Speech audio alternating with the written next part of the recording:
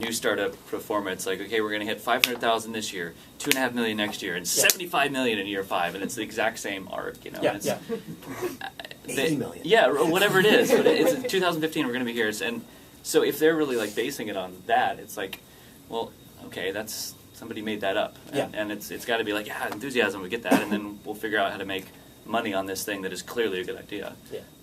So I mean, we took sort of a odd approach from the people we talked to, is that we did some VCs, and we did Silicon Valley VCs, and we did a whole bunch of Portland and Northwest-based angels. Like, I think we have 23 investors or something. But first, we wanted to get close to the business community here, and we wanted to have the resources and access there, and to bring it all together. And it took a lot of time, but it's really about getting that right fit and finding those people who can help push you forward. Yeah, and for us, we just started into the fundraising avenues here in Portland, so we've made some presentations. We haven't had success with angels and VC investment yet, but where we've started to have success is wealthy bikers. We found that people who ride bikes go, I want this thing, and you know what? My next door neighbor, he'll want it, and he's loaded. And I'm like, okay. So we now have 4 or 5 people that are saying, as soon as you have your note round ready, come and talk to us. So we're hoping that that will be an avenue. But it's definitely, the enthusiast of our product. So I've been raising money for 2 years. We have 19 investors, all angels. And someone once said to me that, well, it's really simple. If the first meeting, they don't ask for a term sheet, don't meet with them again. And I've had people ask, and there is no trend besides the fact that, they get what you're doing. I have an investor who met with me 2 years ago, and he invested. And after I had his money, I said, did you ever think you would invest in this company? He said no, when he first met me. I've had investors that have had a 45-minute presentation and have put money in. They understand the way you work. So I have a lot of CEOs that invest in our company because one of our philosophies, one of our cultures is execution, which is very different for a startup. We're going to win because of operational excellence. We're going out there to disrupt this market. We can't get VC because there's 10 other companies that do this for large retailers. Our goal is to totally in a year come into that market at 1/3 the price and 85% of the functionality and disrupt them after we penetrate the mid-market.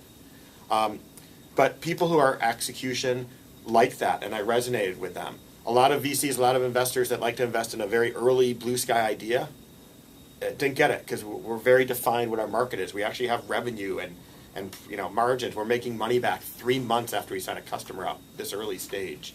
So it's finding people that understand who you are, and it might be 2 years and it might be 45 minutes. There was nothing I can tell except for if they're willing to keep meeting, and I can see that they have done other investments. I kept meeting with them. I had one company, I think I met with them over 40 hours. They ended up being our second largest investor.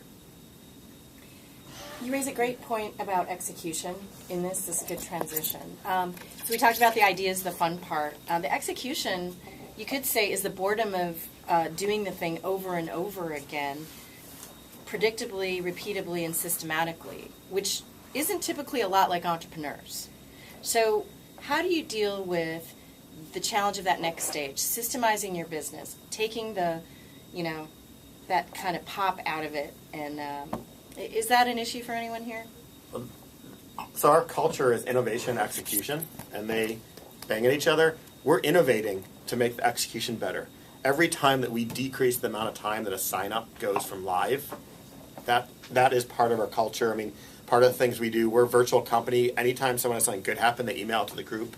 Every time a customer gets excited, I mean, the most common email we get from a customer is, can you explain this to me, when they're looking at their analytics and they see that we just influenced 25% of their revenue?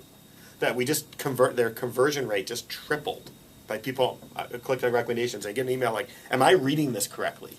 That gets forwarded throughout the company.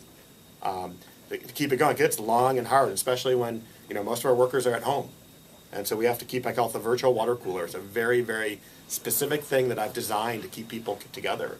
On the way in here, I called two employees. 6 o'clock at night, it's like, hey, I'm just, we would talk at work, we got to talk. Just a chat.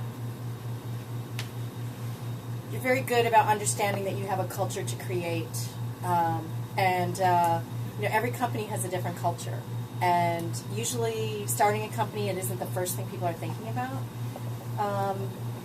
Is that something that you guys, any of you others, have started to think about? Well, you've had a company for a long time. What do you think about culture? Yeah, it's actually ironic you say that. A lot of people, it's probably not the first thing you think about, and I would agree with that. But because of my experience in business, when when we're building this company's team, that's literally the first thing that's on our mind. It's your resume and your skill set is all secondary to us. We actually, Glenn and I, we're very compatible. We have, he's an engineer, I'm a business guy, but ultimately our personalities are very similar, so we connected right off the bat.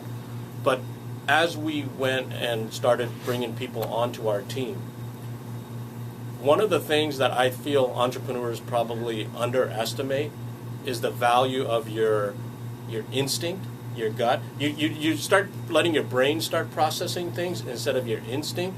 And what we've done is completely opposite, right? So we meet with a person, and Malcolm Gladwell in his book Blink talks about this really nicely, about how we can really analyze a lot of things in a fraction of a minute. In seconds, we'll know more than we would ever know, if you spent more time in. And so what we've done is we've basically been pretty successful so far just picking the right people.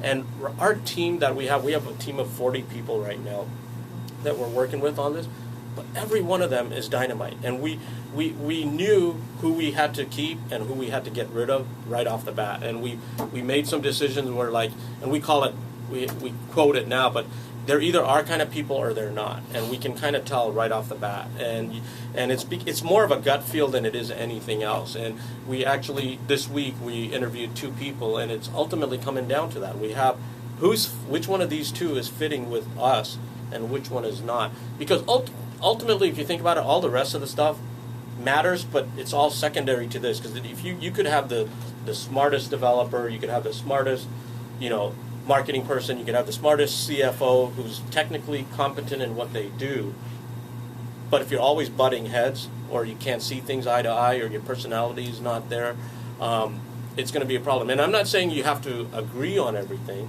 That's not the point, because the whole point of building a team is so people have different viewpoints and perspectives, but being compatible, it's a different thing. And for us, we've been trying to build a culture that from the very beginning, because we knew that we could mess it up if we don't do it right. So we've been pretty active, I would say, in building a proper culture. And right now, we've got a pretty good team together. That's good. Had one other